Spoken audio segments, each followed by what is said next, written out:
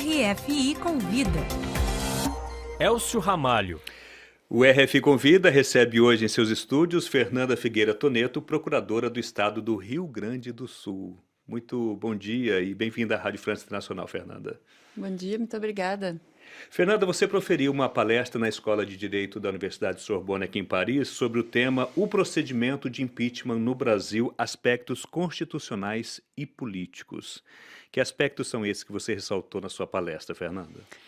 Ontem nós falamos sobre o impeachment no Brasil, não somente sobre o último processo de impeachment que aconteceu no Brasil no ano 2016, mas sobre o procedimento de impeachment em geral previsto na Constituição brasileira, de uma maneira muito genérica que foi prevista pela Constituição, uma vez que a Constituição é um produto de um processo democrático e, como tal, feito para que um presidente dure no poder, portanto, previsto para que o presidente não seja retirado do poder. Por isso foi previsto de uma maneira tão genérica.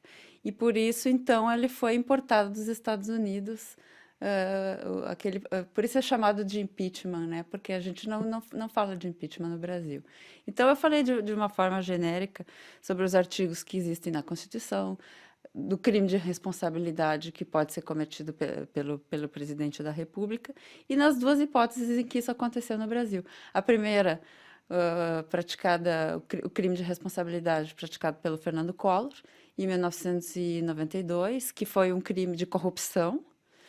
E a segunda, o crime que foi imputado à presidente Dilma Rousseff, que foi supostamente um crime de violação da lei o crime de pedalada fiscal, o crime contra a lei de finanças, que é um crime que foi bastante polêmico, porque é uma questão de interpretação, de uma nova interpretação que foi dada pelo Tribunal de Contas da União. Agora, em relação a esses processos de impeachment que aconteceram no Brasil, qual é o aspecto político preponderante nesses dois que houveram, então, no caso do Fernando Collor em 1992 e o da Dilma Rousseff em 2016? No caso do Fernando Collor, ele era diretamente ligado à prática da corrupção. Houve toda uma denúncia em relação a ele, que foi feita pelo irmão dele, e alguns ministros dele que também eram implicados no caso de corrupção. O Fernando Collor foi diretamente condenado, ele perdeu os direitos políticos quando foi condenado à perda do cargo, ele teve... Porque a Constituição prevê também que, no caso da perda do cargo, o Senado pode se manifestar sobre a perda dos direitos políticos, isso aconteceu com ele, em razão da prática de corrupção diretamente ligada a ele. No caso da presidente Dilma Rousseff, isso não aconteceu, porque ela não estava diretamente implicada no caso de corrupção. Os casos de corrupção, quem estava implicado diretamente na prática eram outros integrantes do Partido dos Trabalhadores. Me refiro especificamente ao caso Petrobras. E foi em relação a esse caso que houve a condenação do ex-presidente Lula. É claro que esse caso Petrobras acabou gerando uma perda de popularidade da presidente Dilma. E essa perda de popularidade acabou acontecendo de uma forma muito grave quando ela acabou por nomear o presidente Lula ao cargo de ministro de Estado, que seria, aqui na França, seria o equivalente ao primeiro-ministro. Acabou vazando um áudio, as pessoas devem se lembrar, que seria para que ele tivesse o foro privilegiado, para que ele não fosse processado lá em primeira instância, que foi a instância que acabou condenando ele à pena de 9 anos. Então, isso acabou gerando uma perda de popularidade da presidente, e isso foi uma das gotas d'água que acarretou todo o processo de perda do cargo dela. Mas, diretamente, ela não estava implicada no caso de corrupção, e talvez, por isso, no julgamento final do Senado, quando ela perde o cargo, o Senado decide, diferentemente do que acontece no caso Collor, o Senado decide que ela não perde os direitos políticos. Manteve Então, os direitos manteve políticos os e ela direitos pode, políticos. inclusive, se candidatar, Ela que não pode, foi o caso do inclusive, Collor. Uhum. ela pode se candidatar. O Collor ficou 8 anos sem poder ser candidato, mas depois Ele voltou à ele política voltou à política, como tanto que hoje ele é senador da senador. República, né? Agora, no caso, a presidente, se referindo à presidente Dilma Rousseff, que é o caso mais recente, ela entrou, então, na Justiça com recurso na Corte Suprema para tentar reverter e anular esse processo de impeachment. Na medida em que esse processo, né, que juridicamente, ele, na verdade, tem poucos artigos, como você mesmo comentou, isso significa que pode haver a possibilidade, então, juridicamente, desse processo ser anulado em função das bases jurídicas em que ele se sustentou? A Constituição, ela prevê 3 artigos no procedimento de destituição do presidente, como eu disse. Depois ela remete a uma lei ordinária, que é a Lei 10.079, que é uma lei de 1950 que não corresponde a todo o processo democrático porque o Brasil passou. E ela deixa, esse procedimento, então, ele deixa muitas lacunas e isso possibilitou um papel muito importante do Supremo Tribunal Federal no processo de impeachment. Isso tanto no processo do Fernando Collor quanto no processo da Dilma. Se nós analisarmos todo o papel que o Supremo desempenhou no processo de impeachment da presidente Dilma, são várias as decisões de mandado de segurança que o Supremo proferiu ao longo do procedimento. Não somente essa decisão que tu te referes, que ainda está pendente, mas também outras. Por exemplo, 3 dias antes da decisão da Câmara, que é a primeira decisão, aquela de admissibilidade de 2/3 da Câmara, para saber se o processo vai começar, já o advogado da União ali, ele já pede anulação de todo o procedimento. Por quê? Porque o presidente da Câmara era implicado, o Eduardo Cunha, que hoje está na prisão, ele era implicado num caso de corrupção. Mas qual é a posição do Supremo em todo o procedimento? O Supremo deixa o caminho livre para o parlamento. Ele, talvez por uma questão política, não se sabe, mas o Supremo deixa o caminho livre para que o parlamento decida. Então, ainda existe uma decisão pendente, mas visto todo o posicionamento que o Supremo Tribunal Federal brasileiro tomou durante o processo de impeachment, que foi nesse sentido de deixar que o parlamento decida, ele faz mais ou menos o papel de um poder moderador. Ele simplesmente analisa se existe algum vício. Não havendo vício, ele deixa que o parlamento decida. Então, me parece que não vai haver anulação. Inclusive, hoje no parlamento existe o pedido de anulação das eleições de 2014, porque muitos políticos estão implicados em casos de corrupção. Mas, visto todas as decisões, o caráter das decisões do Supremo Tribunal Federal hoje, que levam em consideração essas questões consequenciais das decisões, ou seja, tudo que pode acarretar uma decisão do Supremo, se forem tomadas as consequências ex tunc, ou seja, para o passado, eu não acredito que ele irá anular uma decisão tomada pelo parlamento em razão dos parlamentares terem sido eleitos pelo voto dos brasileiros. Agora, Fernando, um grande assunto nesse ano no Brasil vai ser com relação à candidatura ou não do ex-presidente Luiz Inácio Lula da Silva. Ele foi condenado em segunda instância pelo TRF4, lá no Rio Grande do Sul, que inclusive aumentou a sua pena, né? A possibilidade de um recurso justamente na Corte Suprema para que essa aplicação dessa pena de prisão não seja aplicada até o julgamento de um recurso nas outras instâncias superiores. Existe alguma possibilidade? É possível ver, sob o ponto de vista jurídico, a possibilidade de que o ex-presidente Lula seja candidato esse ano? Há essa possibilidade, sob o ponto de vista constitucional? Em primeiro lugar, nós temos que analisando a questão sob o ponto de vista jurídico, nós temos, em primeira instância, uma condenação a uma pena de 9 anos. Já por esse aspecto, o ex-presidente Lula perderia os seus direitos políticos, se essa decisão fosse mantida. Em segunda instância, ele é condenado, a decisão condenatória é mantida, e a pena aumentada a 12 anos, para 12 anos. Então, além da pena da condenação ser mantida, a pena é aumentada.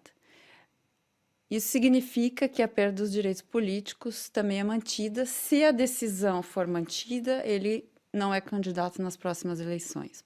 O que acontece? Em regra, uma decisão penal condenatória proferida em segunda instância, ela, quando existe recurso, esse recurso ou ele é para o Supremo Tribunal Federal, ou ele é para o Superior Tribunal de Justiça, ou para ambos os tribunais, em recurso especial e recurso extraordinário. Esses dois recursos, eles, em regra, não têm efeito suspensivo. Então, normalmente, essa decisão ela já tem efeito imediato. Por isso, em regra, a decisão, tendo efeito imediato, ela já teria o efeito de produzir, inclusive, a prisão do condenado. Por isso, o fato do ex-presidente não estar ainda na prisão é uma exceção. Foi uma exceção criada pelos juízes de segundo grau. Mas também o fato de ter sido interposto o recurso, isso é uma nova jurisprudência que foi criada. Não só, isso precisa ser deixado bem claro, não só em relação ao réu Luiz Inácio Lula da Silva, é uma jurisprudência que pode ser aplicada a outros condenados. Mas é uma exceção, porque a regra é que a decisão penal condenatória de segundo grau não tem efeito suspensivo. Então, ela tem efeito imediato. Por quê? Porque o recurso especial e o recurso extraordinário, eles não têm efeito suspensivo. É uma exceção. Mas, havendo recurso especial, havendo recurso extraordinário, o recurso existindo, ele pode reformar a decisão de segundo grau. Isso significa que ele pode ser absolvido. Mas significa também que o recurso pode não ser aceito, ele pode ser inadmissível, porque ele tem vários requisitos para ser admitido, ou então ele pode ser admitido, ou seja, o tribunal pode admiti-lo, pode analisá-lo, em outras palavras, e pode provê-lo. Prover significa reformar a decisão. Reformando a decisão, ele será absolvido. E sendo absolvido, ele retoma seus direitos políticos. O que eu quero dizer com isso? A decisão do STJ e do STF vai definir as próximas eleições no Brasil. Vai definir em que sentido? Vai dizer se o ex-presidente Luiz Inácio Lula da Silva poderá ou não ser candidato. E é onde entra o componente político na decisão dessas cortes? É muito difícil dizer. Por quê? Porque, em primeiro lugar, uma decisão de um juiz de primeiro grau, de um juiz de segundo grau, normalmente ela é uma decisão técnica. Pelo que nós ouvimos, o que nós sabemos dessas decisões é o que a mídia nos diz, não é? Porque nós não conhecemos o processo, nós não lemos o processo. O que nós sabemos dessas decisões é que elas foram decisões bastante técnicas. Nós vimos juízes bastante técnicos ali decidindo. Diferentemente de decisões que vêm de uma Suprema Corte, que é normalmente uma corte de cunho mais político, porque decide matérias de natureza constitucional, que são matérias eminentemente políticas. Então, quando se trata de uma corte de primeiro e de segundo grau, que vai decidir questões jurídicas, as decisões são mais técnicas. Mas é claro que, em se tratando de um acusado que foi um ex-presidente da República, essas questões que misturam direito com o contexto político, elas se entrelaçam. Então, não se pode dizer que uma decisão de um juiz ela desconsidere totalmente um contexto político, porque a decisão ela tem que analisar todas as consequências que ela vai trazer. Por isso é muito difícil dizer que a decisão é isenta de conteúdo político. A decisão do juiz ela analisa todo um contexto fático, que nesse caso é política também. O juiz ele faz parte da sociedade e como tal ele não é hermético, não é? Então, toda decisão quando nós tomamos uma decisão, nós tomamos decisões políticas também na nossa vida. Fernanda Toneto, lembrando que você é procurador do Estado do Rio Grande do Sul, um outro tema também bastante discutida atualmente no Brasil é com relação ao auxílio moradia para os juízes federais. Esse auxílio moradia está sendo visto como um aspecto aí de benefício, de privilégio da categoria do judiciário. Esse tipo de decisão do judiciário de conceder auxílio moradia, inclusive para os juízes que têm até residência própria, casa própria, não cria um sentimento, não reforça o sentimento de injustiça social no Brasil e um pouco do sentido da atuação do próprio poder judiciário? Eu acho que existe uma grande vantagem na sociedade hoje, que é a transparência. A transparência nos faz debater hoje problematiza vários temas e traz à tona vários temas, inclusive o tema da igualdade. Hoje, no Rio Grande do Sul, nós temos um grande problema, que é o problema do parcelamento dos salários. Nós temos vários funcionários públicos, inclusive nós, procuradores, recebendo salários parcelados, enquanto que o Poder Judiciário recebe os seus salários em dia, inclusive auxílio moradia, não somente os juízes federais, como também os juízes estaduais. Então, eu acho que esse tema tem que ser debatido, porque não há necessidade de que não existe por que algumas pessoas serem tratadas de uma forma e outras serem tratadas de outra forma. Não foi sem razão que a monarquia caiu na França. Porque enquanto o povo estava passando fome, a monarquia tinha seus privilégios. E não é sem razão também que hoje os juízes no Brasil estão sendo vistos como a nova monarquia. E também não é sem razão que hoje se fala em ditadura dos juízes, não é sem razão que hoje se critica tanto o ativismo judicial, não é sem razão que hoje se fala do enorme poder que os juízes têm, do porquê que os juízes hoje estão dando a última palavra em tantos assuntos que deveriam ser decididos pelo Poder Executivo e pelo Poder Legislativo. Então, eu acho que sim, isso tem que ser debatido. E realmente, o fato de os juízes terem decidido determinadas questões que tocam pontos cruciais na vida da sociedade, trouxeram à tona essas questões, que devem sim ser problematizadas. Hoje, então, existe uma distorção, então, acredito que sim, acredito que sim. Por exemplo, no nosso estado, no Rio Grande do Sul, existe a judicialização de uma série de políticas públicas que deveriam ser decididas pelo Poder Executivo, que hoje está de mãos amarradas porque são os juízes que decidem. A judicialização da saúde, a judicialização da segurança pública, a questão do orçamento, que hoje é decidida pelos juízes. E que o Poder Executivo não pode mais nada fazer porque todas essas questões são judicializadas.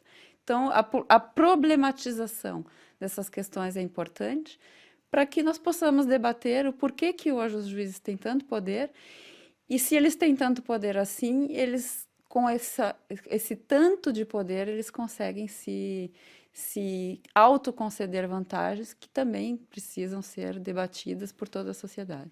E é importante a transparência por isso, porque nós conseguimos, com a transparência, debater, problematizar e, quem sabe, encontrar soluções melhores para a nossa sociedade. Ok, muito obrigado, Fernanda Figueira Torneto, procuradora do Estado do Rio Grande do Sul, que foi a convidada de hoje da RF Convida. Eu que